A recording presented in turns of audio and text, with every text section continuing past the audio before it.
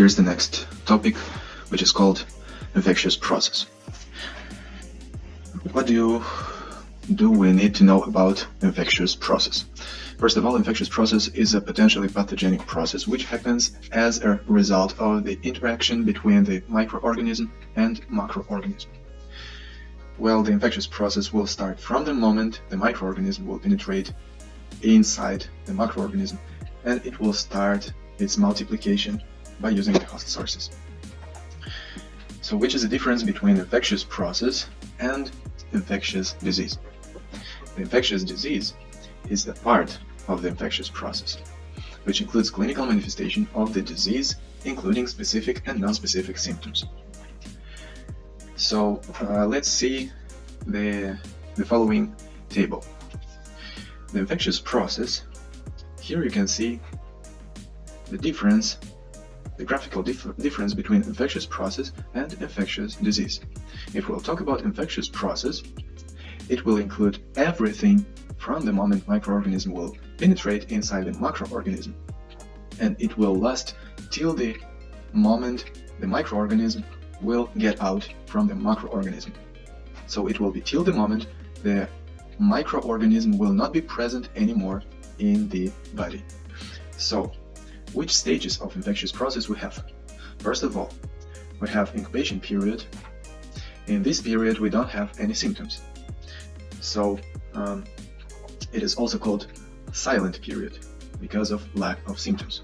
In this period we have the time when the microorganism is multiplicating inside the body, inside the macroorganism, till the amount which will be able to generate some symptoms. The next period is called prodromal period. Prodromal period has general symptoms by which you cannot understand which is the infection we have right now. The next period is acute period. In acute period, you know. You can understand by symptoms which infection we have. You can understand which type of disease we have by some specific symptoms. Also, we have decline period. In this decline period, all the manifestations, all the symptoms are decreasing and the patient is getting better. And we have the last period, which can include three different scenario. We can have the happy ending with convalescence. Convalescence means the person or the organism is getting healed, is getting healthy after the disease. We have the chronic form. So not every infection becomes to be treated 100%, but the pathogen can remain in the body, and the body will become the chronic source of infection. And the last and the worst ending of the infectious process will be death, when the body is not able to fight anymore with the infection, and it dies. In two cases, the infectious process will last till this period. In case of convalescence, infectious process can be ended, and in case of the death, infectious process can be ended. But in case of chronic disease, the disease itself will stop for this moment, but the pathogen will remain in the body.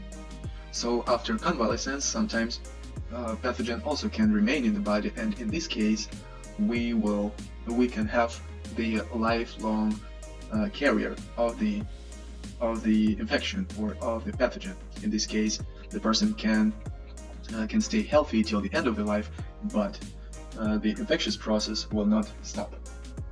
So again, to make a difference between infectious disease and infectious process, we can say that infectious process includes everything what happens in the body from the moment microorganism will enter the body until the moment microorganism will get out from the body. If the microorganism will never get out from the body, we can say that we have lifelong infectious process.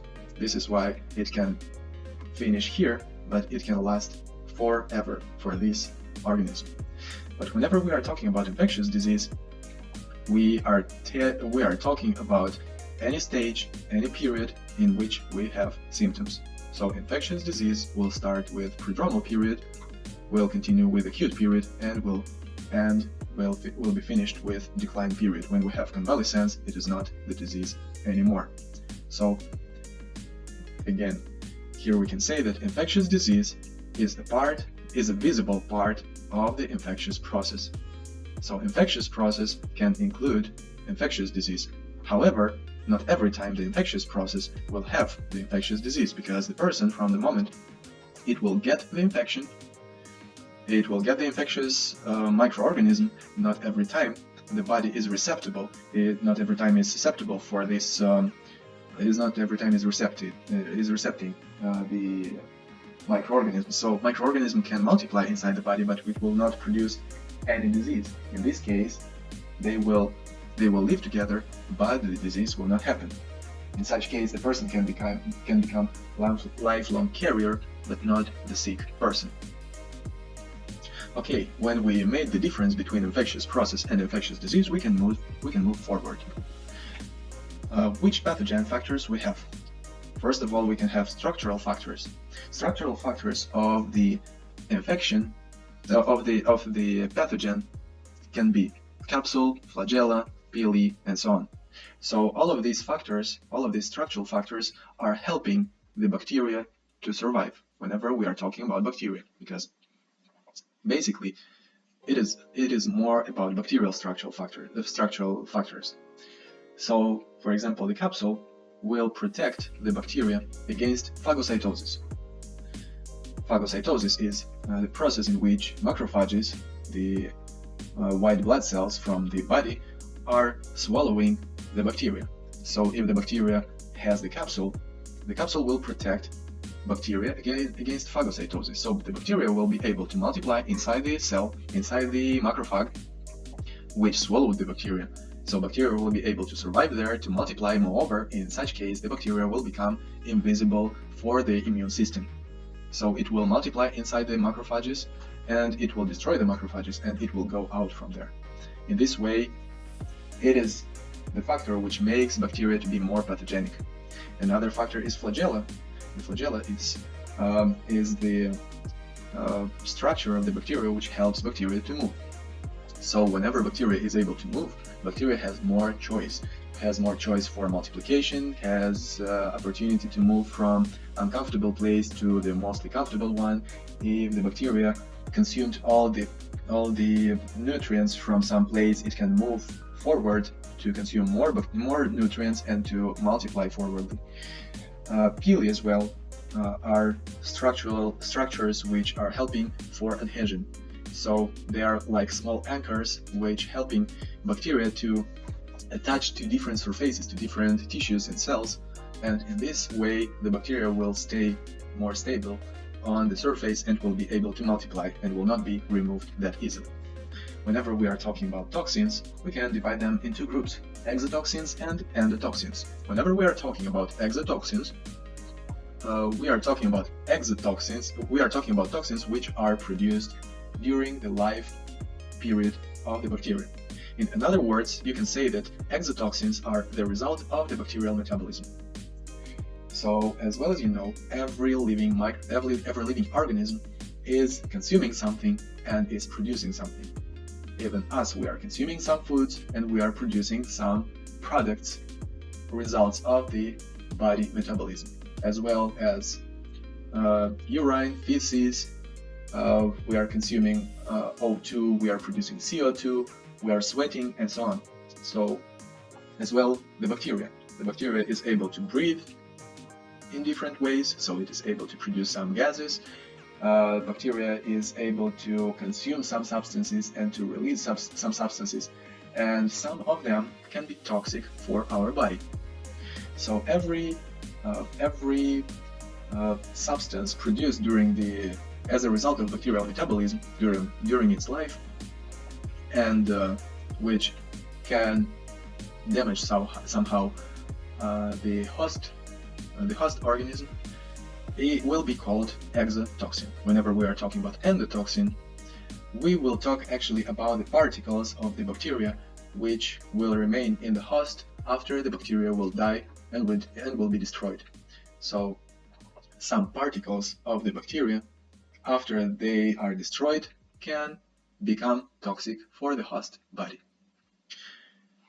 This is why sometimes we, in our treatment, very often actually in the antibacterial treatment, we apply not bactericidal antibiotics but bacteriostatic antibiotics, because sometimes endotoxins or particles of bacteria are more harmful for the body than exotoxins or metabolites of the bacteria. So if we will apply in certain cases bactericidal antibiotics, they will destroy all the bacteria at the same time. In this way, we will release a huge amount of endotoxin, which can produce the toxic shock in the body, which can produce even more damage than the bacteria itself during the life period. This is why very often we apply bacteriostatic antibiotics, which will just stop growing and multiplication of the bacteria. And in this way, the bacteria will die not instantly, all of them, but one by one. And in this case, the amount of the endotoxin which will be released in the bloodstream will not be that critical and will not destroy the body, will not produce that big damage to the body as it will do if we will use some bactericidal antibiotics. So when we described everything regarding pathogen factors, we can talk a little bit about transmission. Very often we are making some mistakes in describing of the transmission of some infections. So we have different mechanisms of transmission, we have different ways of transmission, and we have different factors of transmission, which can produce some diseases. Let's start with the fecal-oral one. Fecal-oral is mechanism of transmission. The mechanism of transmission will include certain ways of transmission. So in fecal-oral mechanism of transmission, we will have alimentary way, hydric way, and habitual way. All of these ways can be used or can be applied by different factors of transmission or by different vehicles, and they can produce some different diseases. So in fecal-oral mechanism, to alimentary way we will have foods as a factor, to hydric way we will have water as a factor, to habitual way we will have objects as factors, and they will produce intestinal infections. Whenever we are talking about airborne mechanism of transmission, we'll have two different ways: air droplets and air dust. In first case, the factor will be nasal or pharyngeal droplets, which are released during the sneezing or during the coughing. In the second way, we will have the dust as the factor of transmission. And in this case, we'll have airborne infections, which will affect upper and lower respiratory ways, and also it can affect all the respiratory system, including lungs. The next mechanism of transmission is parenteral. The parenteral mechanism of transmission is including two ways. The first way is through the bloodstream, and the second way is transplacental. In the bloodstream way of transmission, first one is not the factor, it's actually the vector. It is the only exception in this case when we have not factor but vector. Whenever we are talking about vector, it is only about hematophagous insects. Hematophagous insects are insects which are consuming the blood. The second factor for the bloodstream infections is medical tools as syringes or blood catheters, central line catheter, and so on. So medical tools which have direct contact with the bloodstream. And for transplacental way, we don't have any factor because there is no any distance between the mother's blood and fetus blood. No any distance except one small barrier, transplacental barrier, which can accept some pathogens. And these are producing bloodstream infections and sexual transmitted infections. Whenever we are talking about the contact mechanism, we have direct contact and indirect contact. For the direct contact, we don't have any factor of transmission because there is no needed factor for the direct contact. The pathogen is passing from the host to the receptive organism without any intermediary, without any factor. Whenever we are talking about direct contact, we are talking about objects. And here we can have skin infections and sexual transmitted infections. So, to make difference between mechanism, way, and factor, and other terms, let's describe the following situation. How it happens. How does it work? Let's imagine that we have the source of infection. Whenever we are talking about the source of infection, we are talking about the place where the pathogen is able to multiply. Whenever we are talking about the source of infection, it is a place where pathogen is able to multiply. Let's say this house is the source of infection. If this house is the source of infection, let's describe how it works. The house is actually the person or the organism where the pathogen is able to multiply. So by the source of infection, we can classify diseases in different ways. We can have anthroponosis. Anthropos means human, so as a source of infection, we will have human being. Anthroponosis is source, human is the source of infection. We can have zoonosis. In such case, the animal will be source of infection. In anthroponosis, just human will be able to multiply. In anthroponosis, just human will be able to get this infection. So anthroponosis, anthroponotic infection, will never affect animal. It will be transmitted just from human to human. Zoanthroponosis will affect both animals and humans, and usually they are transmitted from animals to humans. This is why they are called zooanthroponosis, but not anthropozoonosis. Also, we have zoonosis. These are infections which are transmitted just from animal to animal. But as well as we are doctors and we are not working in veterinary services, we can short the name of zooanthroponosis and call them simply zoonosis. So this is what you will find in different sources, that zooanthroponotic infections are called zoonotic infections. So it will not be a mistake, but still you can make a difference between them. And the last one is sapronosis. Sapros means rotten. So sapronosis is an infection in which the source of infection is the dead body or dead organism, dead organical substance. So sapronosis actually is the only source in which the source is not the living organism, but the dead material. So this house is representing the source, for example, the human body. But the source can be infected with a bacteria, for example. Let's imagine that this human here in this house is the bacteria which infects the body. The bacteria can multiply.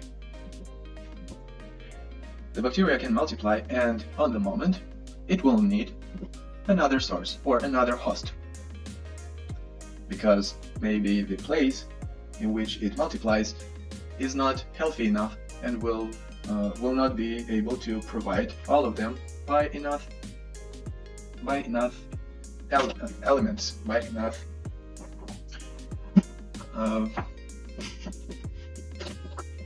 enough foods.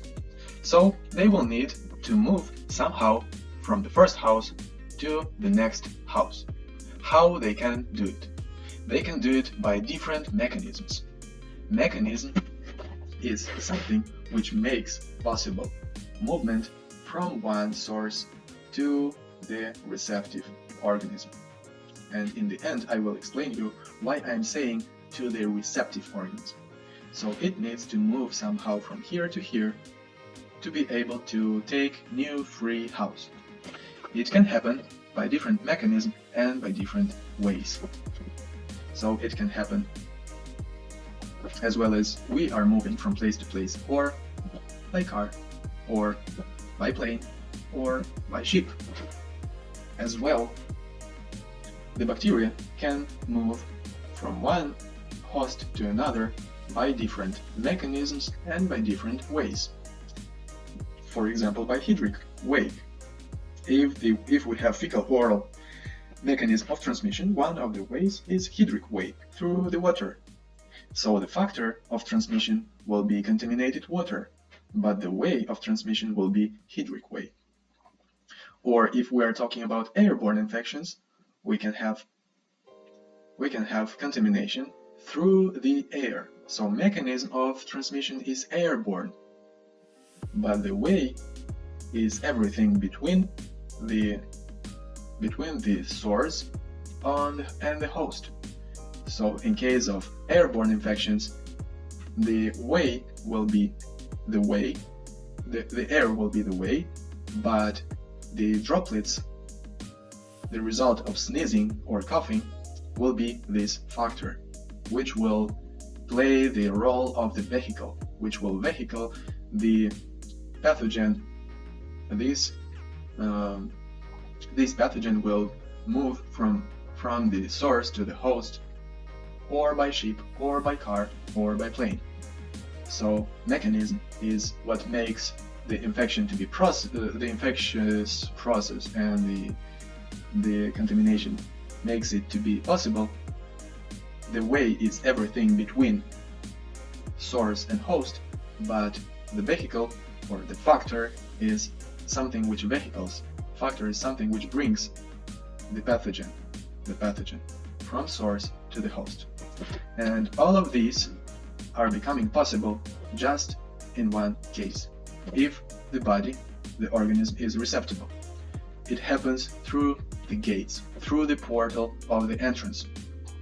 If the portal is opened, if the body is receptive for the pathogen, the infection will happen. If the body is not receptive, the infection will not happen.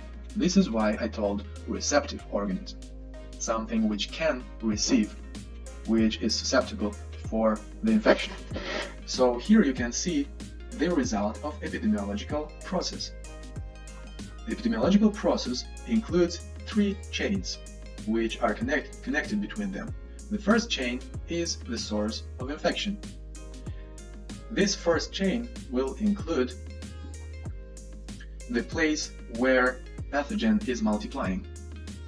The next chain is way of transmission, or simply let's say transmission, which will include way of transmission, factor of transmission, mechanism of transmission.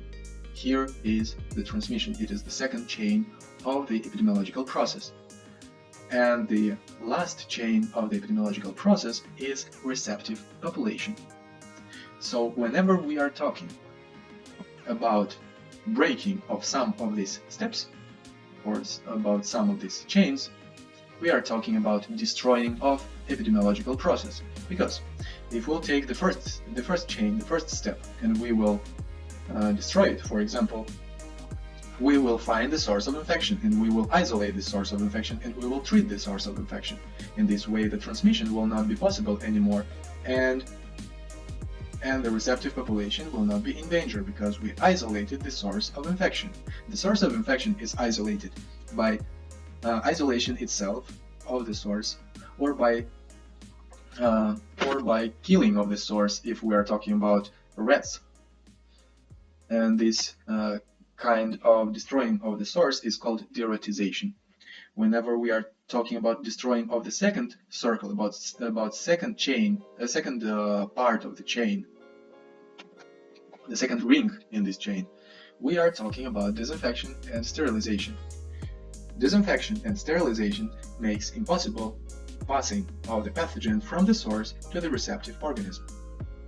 So if we'll have the source of infection, but we'll make the proper disinfection and sterilization in the environment and with the tools which are used, for example, in hospitals. In this way, the transmission will not be possible to the receptive organism. And finally, even if we'll have the source and we'll have the transmission, but the population will not be receptive to this pathogen, the infectious process will not happen, and the epidemiological process as well will not happen. What means to make the population to not be receptive for this microorganism or for this pathogen? To not be receptive for this pathogen means to be immune. So epidemiology is working as well on immunology. So if we'll make the population to be immune against certain diseases, against certain infections, it will not admit the epidemiological process and the infectious process. So vaccination helps to make population to not be receptive for these infections. So let's recap. We can have the source of infection. The source of infection can be human or animal, or sometimes the environment. We can have pathogen or etiological agent. The pathogen or etiological agent is the bacteria or virus or fungi, is that microorganism which is able to produce the disease. We can have mechanism of infection. It is the mechanism is something which makes the transmission to be possible, and we have way of transmission. Way of transmission is everything what we have between the source and receptive organism. We have factor of transmission, which is actually vehicle for the pathogen from the source to the host. And we can have host, which will accept the pathogen inside just through the specific portal, if the portal is opened. But if the portal is closed, the infection will not be possible. And we have receptive organism. Receptive organism means to be receptive, to be ready to accept, to not have immune against this pathogen. This is what we need to keep in mind about infectious process and infectious diseases. Thank you for your attention. Bye-bye.